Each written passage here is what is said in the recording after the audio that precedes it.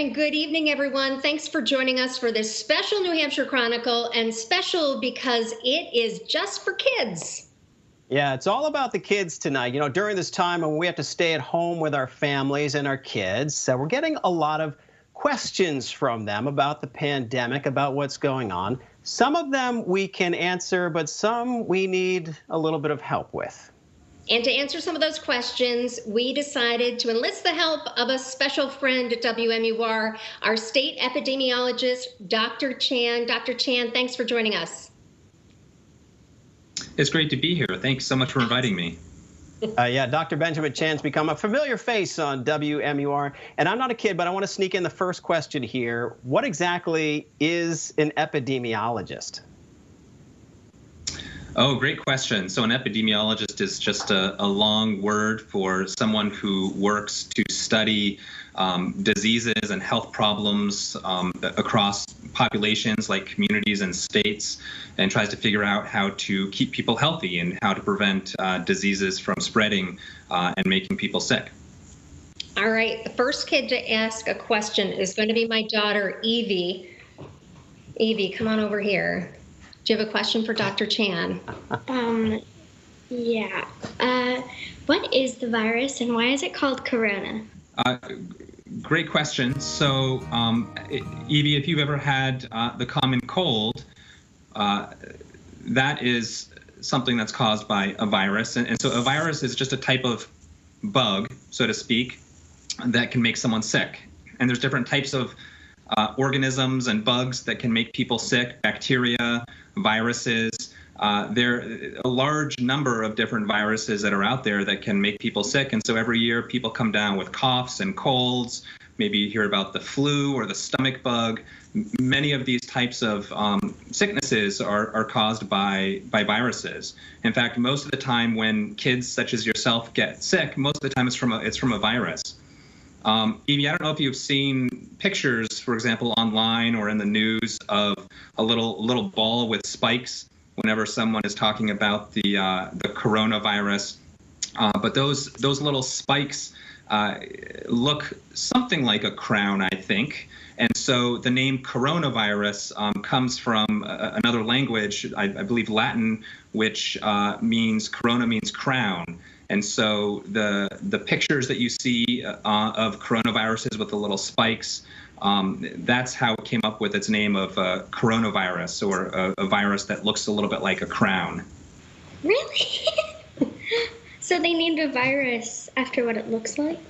That would be like naming human after what it looked like. All right, that's a good answer for that question right there. I didn't know that myself. Next question comes from 8-year-old Nate. How are you doing, Nate? Good. What's your question? How did the coronavirus start? Yes, so the new coronavirus started at the end of last year, and we think it actually came from animals. There are lots of different types of coronaviruses. Coronavirus is just a general name, but there are new coronaviruses that we can and have seen in the past, and this is a new virus that we first became aware of at the end of last year, and it's a virus that we've never seen before, causing sickness in people, and so it's something we're still learning about as we watch it spread around the world and infect people. Joining us now is Will. He's 11, and Will, what's your question? My question is it a rule to wear protective wear, such as masks or any other protective gear for the coronavirus? And do you think we will have to wear masks when we go back to school? Yeah, great question, Will.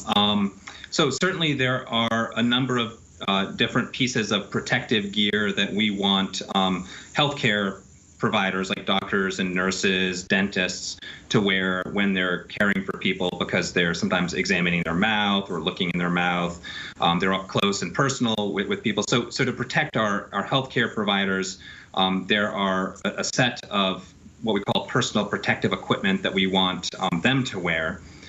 But for you and your family members, we are recommending that people wear what we call cloth face masks or cloth face coverings. And when you've been out and about, you may see people walking down the street or in grocery stores wearing cloth face coverings. A cloth face mask becomes important for preventing those respiratory droplets, the saliva and the mucus from spreading to other people. So those cloth face masks are not so much to protect you or to protect the person that's wearing it. They're really meant to try and prevent the virus from spreading to other people. But because we know that the virus can be present, someone can have the virus and not yet feel sick, but still be able to spread it. I think to your other question about school, school is not getting back in session, at least in the public buildings, for the rest of this year. You're still doing, I think, what we call remote learning from home, so over the computer and over the internet. I think there is a hope that we can get schools open come next year in the fall time. What that's going to look like, I think, still remains to be seen. There's still a number of more months until we have to face the reopening of the schools, but we certainly want to make sure that that is done safely and that not only the students but also the teachers are able to do that safely. And there might be a role for some cloth face masks, but I think that's something that we're still talking with schools and teachers about. But there is a role for having cloth face masks when people are out in public places. So I think you're likely to see that more and more in your community. Have you ever worn a cloth face mask when you've been out in public? I haven't gone out in public, so not yet. Okay, good. I have a cloth face mask that I wear when I'm moving around, both here in the office, but also if I need to go to the grocery store, I'm putting on a cloth face mask, and that's intended to help protect other people on the chance that I or anybody else could have, coronavirus and not know it. Okay, thank you, Dr. Chan. Yeah, thank you for your question. And Dr. Chan, I'm just wondering, in talking about what we might see in the fall when it comes to school, what are some of the things that are being talked about right now to keep kids safe in school if kids do return to school? Yeah, I think the things that are being talked about are similar to what's being talked about with other, businesses, for example. How do we make sure that people that are sick and not feeling well don't come into the building or don't come into school? How do you make sure that students and teachers are able to conduct learning but still be, at least 6 feet apart, right? I mean, those kind of things are difficult in a small classroom, especially if there's a lot of students and a lot of teachers in a small, physical space. What to do with group activities and lunch and recess. Those are all questions that I think are going to need to be addressed. We're going to have to work with the school nurses, for example, to make sure that they have the appropriate and the necessary equipment, like thermometers, even to check on kids if they're not feeling well or feeling like they're might have a fever. So these are all considerations that we're talking about and beginning to have conversations with schools about. All right, next up we've got 7-year-old Cooper. Cooper, how are you doing? I'm good. Hey, you doing okay? Have you read all those books behind you right there? Are those all yours? They used to. Ah, okay. So you're a well-read man. You do have a question. You're kind of focused on after school, after remote learning. I know a lot of kids are. So what's your question for Dr. Chan? Will I be able to go to the pools with my friends this summer? Oh, Cooper, that's a great question. And we want people to get outside and be active. Do you like swimming? Do you swim a lot over the summer? Mm-hmm. Great. So it's unclear if the pools are going to be open this summer. I think there are a number of ways that we want people to get outside and be active and stay healthy. A lot of people like to swim, especially in the summer months. What I can tell you is that we're looking at trying to make some beaches, for example, like a beach on a lake open, it's easy to space out and make sure that people are not close to one another on a beach where there's more space. But that becomes more difficult when you're in a small area like a pool. And so this new virus that we're seeing cause people to be sick is something that spreads when one person is, physically close to another person. And so we need to make sure that people are able to get outside and be active and stay healthy, but not be too close to other people where they could spread or get infected with the virus.